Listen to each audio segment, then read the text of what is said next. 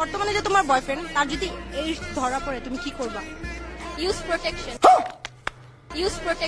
এই যে আর একটা আধুনিকতার পুট, যার ব্রেন সবসময় থাকে তার পুটকির ভিতর। আচ্ছা, জোনাকি যেমন তার পুটকির হলো মাথায় নিয়ে ঘুরলেও তাকে যেমন আপনারা জোনাকি বলবেন না, তেমন এর ব্রেনটা তার মাথায় থাকে না, থাকে তার পুটকিতে। এজন্য একে আমি মানুষ মনে করি না। এই ধরনের মেয়েকে যখন আপনি দেখতে যাবেন আর দেখার পরে আপনি বলবেন যে আপনার কি আগে কোনো বয়ফ্রেন্ড ছিল, সে বলবে হ্যাঁ অবশ্যই বয়ফ্রেন্ড ছিল, তার সাথে আমার ফিজিক্যাল অ্যাক্টিভ হয়েছিল।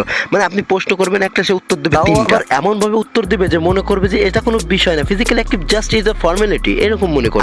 কথাটা কি বললো আরেকবার একটু শুনে আসি, এরপরে আর কিছু বলি। বর্তমানে যে তোমার এখানে বিষয়টা লক্ষণীয়, মানে বর্তমান, অতীত ভবিষ্যতে কোনো বাদ আছে। তাহলে এর অতীতে যে কত বয়ফ্রেন্ড ছিল তা আকাশের তারা যেমন ভাবে গুণে শেষ করা যায় না, এরও তেমন বয়ফ্রেন্ড গুলো গুণে শেষ করা যাবে না। তার যদি এইডস ধরা পড়ে তুমি কি করবা? Use protection. শোন খান, কি তোকে আমি একটা কথা বলছি যে ইউজ প্রোটেকশন করতে করতে তোর ওটা তো মনে হচ্ছে খানলার নদী হয়ে গেছে।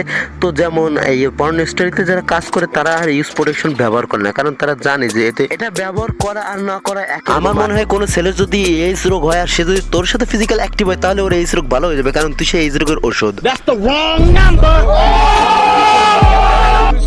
বর্তমানে যে তোমার বয়ফ্রেন্ড তার যদি এইডস ধরা পড়ে তুমি কি করবা? Use protection.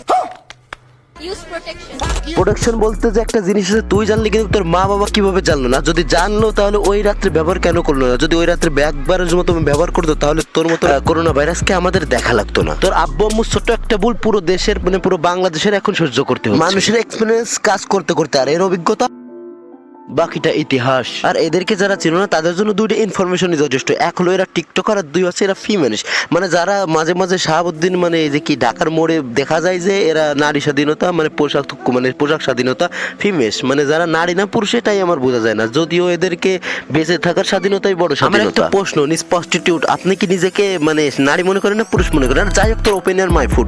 কিন্তু মেয়েদের যে পোশাক স্বাধীনতা থুক্কু, মানে ফিমেনিস্ট, মানে এক কথায় হিজলা বা মান্টি বা থার্ড জেন্ডার, এদেরকে যাই বলা হোক না, আপনারা এক কথায় ধরে নিন যে আপনাদেরকে নারী স্বাধীনতা, মানে কি কই পোশাক স্বাধীনতা দেওয়াই হলো। যদি কুত্তা বিলে পাগলও হাঁটে যায় তার দিকে তাকাবে, কিন্তু আমি গ্যারান্টিতে লিখিত দিতে রাজি। তো প্রস্টিটিউট মার্কা প্রতিবন্ধী হিজলা যে ইউজ প্রোটেকশন আর ইউজ টিস্যু, তোর মতো একটা টিস্যুর দিকে তাকাবে না।